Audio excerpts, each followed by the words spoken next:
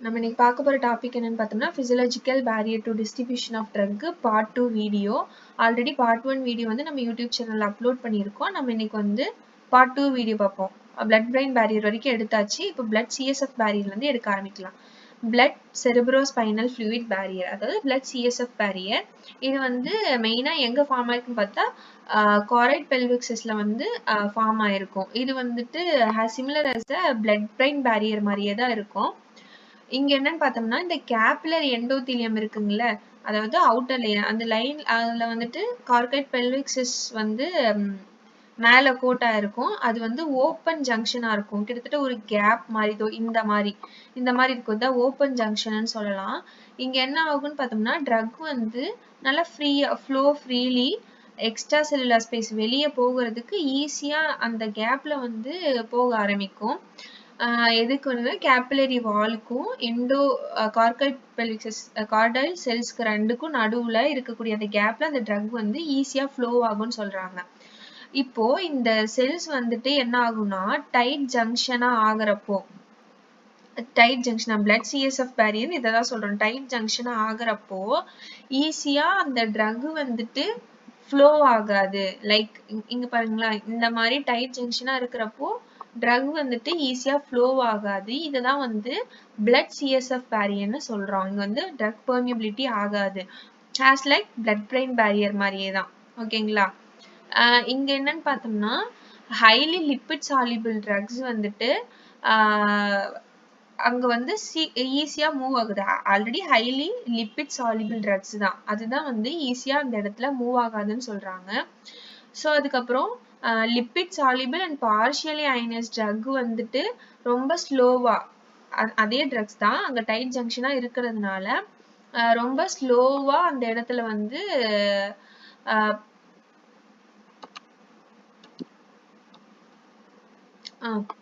Okay, ரொம்ப ஸ்லோவா அந்த ட்ரக் டிஸ்ட்ரிபியூஷன் இருக்கும். ஸோ இதுதான் வந்துட்டு இதுல இருக்க பேரியர்னு சொல்றோம். ஸோ அதுக்கப்புறம் ஒருவேளை CSF cerebrospinal fluid drug concentration ஹையா இருக்கிறப்போ செரிப்ரல் கான்சென்ட்ரேஷனும் ஹையா தான் இருக்கும்னு சொல்ல வராங்க. ஸோ இதெல்லாம் பார்த்தீங்களா, இதுக்கு ரெண்டுக்கு நடுவுலையும் ஓப்பன் ஜங்ஷன் இருக்கு. ட்ரக் வந்து ஈஸியாக ஃப்ளோ ஆகும், ஈஸியாக டிஸ்ட்ரிபியூட் ஆகும். ஆனால் இந்த சைடில் வந்து அந்த ரெண்டு செல்ஸுமே டைட் ஜங்ஷனாக இருக்கிறதுனால இங்கே வந்து ஹைலி லிப்பிட் சாலிபிள் ட்ரக்காக இருந்தாலும் சரி, அயனைஸ்டு ட்ரக்காக இருந்தாலும் சரி, இங்கே வந்து பெர்மியேஷன் ஸ்லோவாக இருக்கும். இதை தான் நம்ம சொல்ல வராங்க. ஓகேங்களா? இதுதான் வந்து ஒரு ரெஸ்ட்ரிக்ஷன் சொல்லுவோம். தென் வந்து blood placental barrier. Blood placental barrier, பிளசன்டானாவே என்ன, ஒரு மதருக்கும் சைல்டுக்கும், அதாவது உள்ள இருக்கக்கூடிய குழந்தைக்கும் நடுவுல இருக்கக்கூடிய ஒரு கனெக்ஷன், அதுலதான் ஃபுட்ல இருந்து எல்லாமே போகும். தொப்புள் குடின்னு சொல்லுவோமா, இது வந்து பிளசன்டான்னு சொல்லுவோம். ஸோ இதுல என்ன பேரியர் அப்படின்னு பார்க்கலாம். இதுல ட்ரக் நம்ம கொடுக்கறப்போ டிஸ்ட்ரிபியூஷனை எப்படிலாம் அஃபெக்ட் ஆகுது அப்படின்னு பார்ப்போம். ஸோ இங்க என்னன்னு பார்த்தோம்னா மெட்டர்னல் ஃபர்டல் பிளட் வெசல்ஸ் ரெண்டுக்கும் நடுவுல இருக்கக்கூடிய பிளட் வெசல்ஸ் வந்து செப்பரேட்டா இருக்கும். நம்பர் ஆஃப் டிஷ்யூ லேயர்ஸ் இருக்கும். இதுலதான் வந்துட்டு தாய்க்கும் குழந்தைக்கும் இருக்கக்கூடிய ஒரு கனெக்ஷன் சொல்லுவாங்க. ஓகேங்களா? ஸோ இங்க என்ன பேரியர்னு பார்த்தோம்னா பொதுவாகவே ஹியூமன் பிளசன்டலோட பேரியர் திக்னஸ் எவ்வளோன்னு பார்த்தோம்னா 25 மைக்ரான். அந்த 25 மைக்ரான் வந்துட்டு பிரெக்னன்சி டைம்ல 2 மைக்ரானா ரெடியூஸ் ஆகுமா. ஸோ இங்கே தான் வந்து நியூட்ரிஷன்ஸ் எல்லாமே அந்த குழந்தையோட growthக்கு டிரான்ஸ்போர்ட் ஆகும். ஒரு கேரியர் மாதிரி வந்து அதுதான் வந்து அந்த பிளசண்டா ஃபுல்லாவே டிரான்ஸ்போர்ட் பண்ணும், நமக்கு தெரியும். ஓகேங்களா? ஸோ இந்த இடத்துல வந்து நம்ம ஒரு சில ட்ரக் கொடுக்கறப்போ அந்த ட்ரக் ஏஜென்ட்லாம் வந்து டாக்ஸிக் எஃபெக்டை அந்த குழந்தைக்கு கொடுக்கும். ஒரு சில ட்ரக் வந்து குழந்தைக்கு டாக்ஸிக் எஃபெக்டை தரப்போ அது வந்து டெரட்டோஜன்னு சொல்லுவோம். ஓகேங்களா? அப்ப டெரட்டோஜெனிசிட்டினா கிட்டத்தட்ட அதே மாதிரி தான். டெரட்டோஜெனிசிட்டினாவே fatal abnormalities caused by administration of drugs during pregnancy. ஒரு சில ட்ரக்ஸ்லாம் பிரெக்னன்சி டைம்ல கொடுக்க கூடாது. சப்போஸ் அப்படி கொடுக்கறப்போ அந்த குழந்தைக்கு வந்துட்டு ஒரு சில அப்நார்மலிட்டிஸ் வரும். ஏதாவது ஒரு சின்ன கையிலையோ பாடி ரீதியா ஏதாவது ஒரு பிரச்சனை வர்றதுதான் வந்து டெரட்டோஜெனிசிட்டின்னு சொல்லுவோம். ஸோ இது வந்துட்டு ஒரு மேஜர் ஃபேக்டராவே நம்ம சொல்லுவோம். ஸோ அதாவது பிரெக்னன்சி டைம்ல ஏதாவது ஒரு ஹசார்டஸ் எஃபெக்ட் கொடுக்கும் அப்படின்ற மாதிரி சொல்லுவோம். ஸோ இங்க பாத்தீங்களா, இதுதான் வந்து மெட்டர்னல் வெயின், மெட்டர்னல் ஆர்டரி, இது ஃபேட்டல் வெயின், ஃபெர்டிலிட்டி, இதுதான் வந்து பிளசன்டல் பேரியர்னு சொல்லுவோம். இங்கதான் ட்ரக் மூவ்மெண்ட் நடக்கும். ஸோ இப்படி நடக்கிறப்போதான் வந்து நமக்கு டாக்ஸிக் எஃபெக்ட், அந்த டெரட்டோஜன் எஃபெக்ட் இதெல்லாம் வந்து கொடுக்கறதுன்னு சொல்லுவோம். தென் வந்து blood testis barrier. Blood testis barrier அப்படின்னாவே இது வந்துட்டு கேபிலரி எண்டோத்தீலியம்ல லொக்கேட் ஆயிருக்காது. இது வந்து ஸ்டெரட்டைல் செல் ஜங்ஷனுக்குள்ள நடக்கக்கூடிய ஒரு ஒரு ஃபேக்டர்னு சொல்லுவோம். ஓகேங்களா. ஸோ இது என்னன்னு பார்த்தோன்னா, இது ரெண்டுமே ஒரு டைட் ஜங்ஷனா இருக்கிறப்போ ஒரு என்ன சொல்றது, பக்கத்துல நெய்பரிங் ஸ்டெரட்டைல் செல் இது டைட் ஜங்ஷனா இருக்கிறப்போ அங்க வந்து டிஸ்ட்ரிபியூஷன் வந்து சரியா நடக்காது. லைக் நம்ம பிளட் பிரைன் பேரியர், சிஎஸ்எஃப் பேரியர்ல சொன்ன மாதிரியே தான் சரியா டிஸ்ட்ரிபியூஷன் நடக்காது. அதுக்கப்புறம் அட்மினிஸ்ட்ரேஷன், அதாவது ட்ரக் கொடுக்கறப்பவே ஸ்லோவா வந்து டிஸ்ட்ரிபியூட் ஆகும். ஓகேங்களா. இதுதான் வந்து பிளட் டெஸ்டிஸ் பேரியர். தென் வந்து ஆர்கன், அவ்வளவுதான். இது ஃபுல்லா அந்த செகண்ட் டாபிக் முடிஞ்சது. நம்ம இப்ப அடுத்த டாபிக் வரும். Organ, tissue size and perfusion rate. அது என்னன்னு பாக்குறோம். இது என்னன்னா, ஒரு ட்ரக் நம்ம குடுக்கறப்போ ஆர்கன் சைஸ், அதுக்கப்புறம் டிஷ்யூ சைஸ், இதை பொறுத்து பெர்மியபிலிட்டியோட rate, perfusion rate, distribution rate, இது எல்லாமே வந்து மாறுபடையும். இதனால நமக்கு ஒரு டிஸ்ட்ரிபியூஷன் ஃபேக்டர் அமையும்னு சொல்றாங்க. ஓகேங்களா. இதுல என்னன்னு பார்த்தோம்னா, permeability rate limited, perfusion rate limited ரெண்டா பிரிக்கிறோம். பெர்மியபிலிட்டினாவே என்ன, ஒரு ட்ரக் இன்னொரு இடத்துக்கு ஊடுருவி செல்றதுதான் நம்ம வந்து பெர்மியபிலிட்டின்னு சொல்லுவோம். ஒன்ன கிராஸ் பண்ணி போகும். ஓகேங்களா. இதுல என்னன்னு பார்த்தோம்னா, ஒரு ட்ரக் அயானிக்கா, போலரா, வாட்டர் சொல்யூபிளா இருக்கிறப்போ பிசியலாஜிக்கல் பேரியர், அதாவது செல்லுக்குள்ள நடக்கக்கூடிய பிசியலாஜிக்கல் பேரியரும் டிஃப்யூஷன் ஆஃப் ட்ரக்கும் வந்துட்டு அஃபெக்ட் ஆகும். ஓகேங்களா. நெக்ஸ்ட் வந்து perfusion rate limited. Perfusion rate லிமிட்டட்ல வந்து ஹைலி லிப்போபிலிக் ட்ரக் இருக்குது பாத்தீங்களா. ஹைலி லிப்போபிலிக் ட்ரக் வந்துட்டு அந்த மெம்பரேனை கிராஸ் ஆகுறப்போ, அதுக்கப்புறம் கேப்லரி அண்ட் மசில்ஸ் வந்துட்டு பெர்மியபிள் ஆகுறப்போ இங்க வந்து டிஸ்ட்ரிபியூஷன் வந்து ரெஸ்ட்ரிக்ட் ஆகும், அஃபெக்ட் ஆகும் அப்படின்றாங்க.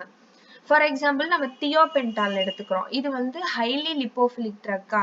ஸோ இது என்ன ஆகும்னா, இந்த பிளட் பிரெயின் பேரியரை கிராஸ் பண்றப்போ நமக்கு வந்துட்டு அந்த பெர்மியபிலிட்டி அதிகமா இருக்கும். பெர்மியபிலிட்டி அதிகமாச்சுன்னா பிளட் ஃப்ளோவும் அதிகமாகும். அப்ப அதுக்குள்ள இருக்கக்கூடிய ட்ரக்கோட சேர்த்துதான் நான் சொல்றேன். பெர்மியபிலிட்டி ட்ரக் வந்துட்டு அந்த தியோபென்டல் ட்ரக் கொடுக்குறப்ப பெர்மியபிலிட்டி அதிகமாகும்னா பிளட் ஃப்ளோவும் அதிகமாகும். உள்ள இருக்கக்கூடிய ட்ரக்கோட பிளட் ஃப்ளோவும் அதிகமாகிறப்போ அப்ப அதோட டிஸ்ட்ரிபியூஷன் எப்படி இருக்கும், ரொம்ப ஃபாஸ்டா இருக்கும். இது வந்துட்டு நம்ம ஒரு ட்ரக் குடுக்கறப்ப இந்த அளவுக்கு ஃபாஸ்டா ஒரு டிஸ்ட்ரிபியூஷன் இருந்தா அதோட இது எப்படி நமக்கு உடனே நமக்கு கிடைக்கும், அதோட பெனிஃபிட்ஸ் எப்படி கிடைக்கும், ரொம்ப ஃபாஸ்டா கிடைச்சிரும்ல, அந்த அளவுக்கு பெனிஃபிட்ஸ் கிடைக்கிற மாதிரி இருக்கலாம். அப்ப இது ஒரு ரெஸ்ட்ரிக்ஷனா சொல்லுவோமா.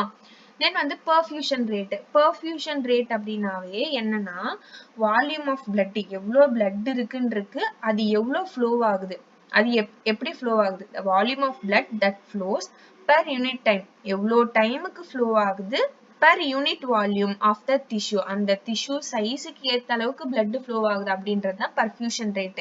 பர்ஃபியூஷன் ரேட்னா என்ன, volume of blood that flows per unit time per unit volume of tissue. So இதுதான் formula. KT is equal to perfusion rate divided by KT by B. ஓகேங்களா. தென் வந்து tissue distribution of half life. tissue distribution half life அப்படின்னாவே 0.693. 0.693ன்ற value என்ன, half life ஓட value சொல்லுமா by KT. So இங்க வந்து நம்ம வந்து KT என்னன்னு கொடுத்துட்டாங்க. KT is equal to perfusion rate divided by KTB. அப்போ வந்து நமக்கு என்ன தேவை, இந்த 0.693ன்றது half life. half life நம்ம இங்க போடுறோம். அப்படி போடுறப்போ 0.693 KTB divided by perfusion rate ன்னு வந்துருதுங்களா. ஸோ இதுதான் வந்துட்டு tissue distribution half life ஓட ஃபார்முலா. இது ஒரு ஃபார்முலா. டிஸ்ட்ரிபியூஷன் வந்து ஆர்கன் அண்ட் டிஷ்யூவை டிபெண்ட் பண்ணி இருக்கும்னு சொன்னோமா. ஸோ இதுக்கும் வந்துட்டு தியோபென்டல் ட்ரக்கையே நம்ம ஒரு எக்ஸாம்பிள் எடுத்துக்கிறோம். இந்த பக்கம் பிரெயின்ன்றது என்ன, ஆர்கனா, இது பக்கம் என்ன டிஷ்யூவா. ஸோ இது ரெண்டுக்கும் எப்படி டிஸ்ட்ரிபியூஷன் வந்து அஃபெக்ட் ஆகுது, ஒரு ட்ரக் கொடுக்குறப்ப டிஸ்ட்ரிபியூஷன் எப்படி ரெஸ்ட்ரிக்ட் ஆகுதுன்னு சொல்றோம். Brain organ. ஸோ இங்க வந்து ஹைலி பர்ஃபியூஸ்ட் ஆர்கன்னு சொல்லுவோம். ஸோ இங்க வந்து நம்ம ஒரு ட்ரக், அந்த தியோபென்டல் ட்ரக் கொடுக்குறப்ப என்னன்னா ஹைலி பர்ஃபியூஸ்ட் ஆர்கனு. இந்த ட்ரக்கும் வந்து ஹைலி லிப்போஃபிலிக் ட்ரக்னு பாக்குறோம். அப்பனா எப்படி இருக்கும், ரேபிட் ஆன்செட் ஆஃப் ஆக்ஷனா இருக்கும். ஓகேங்களா, அப்படியே சட்டுன்னு அந்த ட்ரக் வந்து டிஸ்ட்ரிபியூஷன் ஆக ஆரம்பிச்சிடும், ரேபிட்லி டிஃப்யூஸும் ஆக ஆரம்பிச்சிடும். ஸோ இது வந்து ஃபாஸ்டா இருக்கும் ஆர்கனை பொறுத்திருக்கு. டிஷ்யூவை பார்த்தோம்னா அடிப்போஸ் டிஷ்யூ தியோபென்டல் ட்ரக் கொடுக்குறப்போ ஐவியில கொடுப்போம். ஓகேங்களா, அது வந்து எப்படின்னா டிஷ்யூ வந்து 5 times bigger than that of brain tissue. So இங்க வந்து கான்சென்ட்ரேஷன் ஆஃப் த ட்ரக் வந்து இது பிரெயினுக்கு தகுந்த மாதிரியே தான் ஒரே ஈக்குலிபிரியமா தான் இருக்கும். ஸோ இங்க என்ன நடக்கும்னா புவர்லி பர்ஃபியூஸ்டு, ரொம்ப மெதுவா பர்ஃபியூஷன் ஆக ஆரம்பிக்கும். அப்பனா டிஸ்ட்ரிபியூஷன் ஆகிறதுக்கு ரொம்ப டைம் எடுக்கும். டெர்மினேஷன் மட்டும்தான் ரேபிடா இருக்குமே ஒழிஞ்சு அது டிஸ்ட்ரிபியூஷன் ஆகக்கூடிய டைம் வந்து ஸ்லோவா இருக்கும். ஓகேங்களா, இது வந்து டிஷ்யூக்கு. அப்ப பாருங்க, ஆர்கனுக்கும் டிஷ்யூக்கும் ஒரே ட்ரக்கை தான் கொடுக்குறோம், ஒரே கான்சென்ட்ரேஷன்ல தான் கொடுக்குறோம். ஆனா டிஸ்ட்ரிபியூஷன் டைமிங் மட்டும் வேரி ஆகுதா. ஸோ இதுதான் வந்து நம்ம ஃபேக்டர்னு சொல்றோம். தென் வந்து binding of drug to tissue components. So இது என்னன்னு பார்த்தோம்னா, ஒரு ட்ரக் ஒரு ரீச்சபிள் சைட்டுக்கு போய் ரீச் ஆகுறதுக்கு நமக்கு என்ன வேணும், ஒரு கேரியர், ஒரு பைண்டர், அந்த மாதிரி ஒண்ணு தேவை. அது இருந்தாதான் அந்த சைட்டுக்கு போய் இது ரீச் ஆக முடியும். ஃபார் எக்ஸாம்பிள் இந்த சைடு ஒரு கரையில இருக்கும், இன்னொரு கரைக்கு போகணும், நடுவுல தண்ணி இருக்கு. ஸோ அப்ப நம்ம கடக்கிறதுக்கு நமக்கு போட் மாதிரி ஒரு பொருள் தேவையில்ல. அததான் வந்து இங்க வந்து பைண்டர்னு சொல்றோம். அந்த பைண்டிங் ஏஜென்ட் என்னன்னு பார்த்தோம்னா plasma protein, blood cells, haemoglobin, அதாவது பிளட் காம்பனன்ட்ஸ் எல்லாமே கிட்டத்தட்ட ஒரு போட் மாதிரி. அங்க இருந்து நம்ம ரீச்சபிள் சைட்டுக்கு அந்த ட்ரக் கொண்டு போய் விடுறதுக்கான வேலை யார் பண்றதுன்னு பார்த்தோம்னா பிளட் காம்பனன்ட்ஸ் தான். அதுக்கப்புறம் இன்னொன்னு என்னன்னு பார்த்தோம்னா extra vascular proteins and other tissues. இது எல்லாமே அந்த ஒரு கேரியரா பைண்டிங் ஏஜென்ட்ஸா வந்து ட்ரக்குக்கு ஹெல்ப் பண்ணும். ஸோ இங்க என்னன்னு பார்த்தோம்னா இங்க வந்து நம்ம ரெண்டு இது பார்க்குறோம், binding of drug to blood component and extra vascular டிஷ்யூஸ்ன்னு பிரிக்கிறோம். ஸோ பிளட் காம்பனன்ட்ஸ்னாவே என்னன்னு பார்த்தோம், இது வந்து பிளட்டோட கம்பைன் ஆகி அது வந்துட்டு எவ்வளோ வால்யூம் ஆஃப் ட்ரக்ல எவ்வளோ வால்யூம் ஆஃப் பிளட்ல அந்த ட்ரக் கலக்குது, எவ்வளோ நேரத்துல போய் ரீச் ஆகுது அப்படின்றது தான் இதுல பார்ப்போம். ஸோ இதுல வந்து ட்ரக்கோட கான்சென்ட்ரேஷன் பொறுத்து இல்லைன்னா நம்ம பிளட் அந்த ஹீமோகுளோபின் ஆர்பிசி இதை பொறுத்து நமக்கு வந்து பிளட்டோட டிஸ்ட்ரிபியூஷன் வந்து வேரி ஆகும். தென் வந்து எக்ஸ்ட்ரா வாஸ்குலர் டிஷ்யூ பார்த்தோம்னா எப்படி சொல்றது,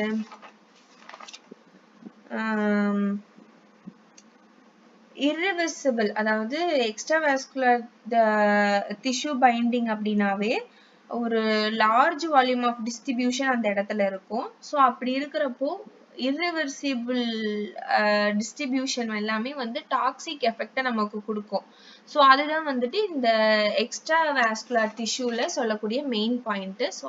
ஸோ அப்ப எப்படி வால்யூம் ஆஃப் டிஸ்ட்ரிபியூஷன்ன்றது அமௌண்ட் ஆஃப் ட்ரக் இந்த பாடி, நம்ம பாடியில எவ்வளோ அமௌண்ட் ஆஃப் ட்ரக் இருக்கு பர் பிளாஸ்மா ட்ரக் கான்சென்ட்ரேஷன், எந்த அளவுக்கு கான்சென்ட்ரேஷன் கொடுக்குறோம், இதை பொறுத்து தான் வால்யூம் ஆஃப் டிஸ்ட்ரிபியூஷன் அமையும்.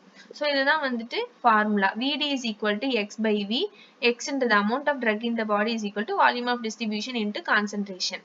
ஓகேங்களா, இது வரைக்கும் பார்த்தது புரிஞ்சிருக்குன்னு நினைக்கிறேன். சப்போஸ் ஏதாவது டவுட்டா இருந்தா நீங்க வந்துட்டு கமெண்ட் பண்ணலாம்.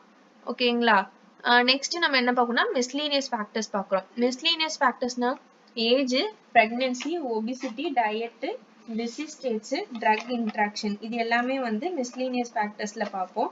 ஸோ மிஸ்லீனியஸ் ஃபேக்டர்ஸ்ல ஏஜ் பார்த்தோம்னா இது எந்த மாதிரி ஃபேக்டர் அப்படின்னா, ஒரு குழந்தைக்கும் பெரியவங்களுக்கும் கொடுக்கக்கூடிய ட்ரக் கான்சென்ட்ரேஷன் வந்து வேரி ஆகும். ஏன் இப்படி வேரி ஆகும்னு பார்த்தோம்னா,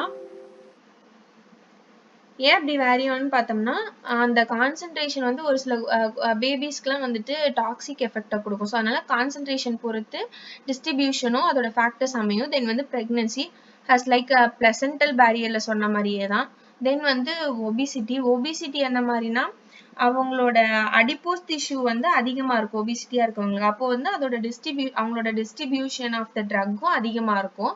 தென் வந்து டயட்ல பார்த்தோம்னா, அவங்க டயட் இன்க்ரீஸ் பண்ண அவங்களோட ஃபேட்டு, ஃப்ரீ ஃபேட்டி ஆசிட் எல்லாமே இன்க்ரீஸ் ஆகும். அப்ப என்ன ஆகும்னா, பைண்டிங் ஆஃப் ட்ரக் வந்து அஃபெக்ட் ஆகும் ரொம்ப. ஸோ நெக்ஸ்ட் வந்து டிசீஸ் ஸ்டேட்ஸ். டிசீஸ் ஸ்டேட்ஸ்ல பார்த்தோம்னா, நெறைய அதாவது ஒரு சில டிசீஸ்க்குலாம் வந்துட்டு இந்த ட்ரக் தான் குடுக்கணும் அப்படின்ற மாரி ஒண்ணு இருக்கும். ஸோ அப்பறப்ப அவங்க ரெகுலரா அந்த ட்ரக் வந்து எடுத்துட்டே இருக்கிறப்போ, அவங்களோட பாடி pH லெவல் வந்து சேஞ்ச் ஆகும். ஸோ அதனால டிசீஸ் ஸ்டேட்ட பொறுத்து நம்ம ட்ரக் குடுப்போம். ஆல்ரெடி நம்ம சொல்லியிருப்போம். நெக்ஸ்ட் வந்து இதனால என்ன ஆகும்னா, டிசீஸ் ஸ்டேட்ஸ்ல இருக்கிறவங்க ஆல்டர் pH மட்டும் இல்லாம, reduced perfusion to the organ. பெர்ஃபியூஷனுமே கம்மியாகும். ஓகேங்களா? தென் வந்து ட்ரக் இன்ட்ராக்ஷன். ட்ரக் இன்ட்ராக்ஷன் ஒரு ட்ரக் இன்னொரு ட்ரக்குக்கும் இன்ட்ராக்ஷன் ஆகி அதோட டிஸ்ட்ரிபியூஷன் பாதிக்கப்படும். அதாவது டிஸ்பிளேஸ்மென்ட் இன்ட்ராக்ஷன் மாரி. 2 ட்ரக்குக்கும் நடுவுல அஃபெக்ட் ஆகி அந்த ட்ரக் இன்ட்ராக்ஷனால டிஸ்ட்ரிபியூஷன் வந்து கம்ப்ளீட்டா அஃபெக்ட் ஆக வாய்ப்பு இருக்கு. ஓகே, அவ்வளவுதான். இனிமேல் ஏதாவது டவுட் இருந்தா கமெண்ட் பண்ணுங்க. Keep following Tamil Pharma Notes.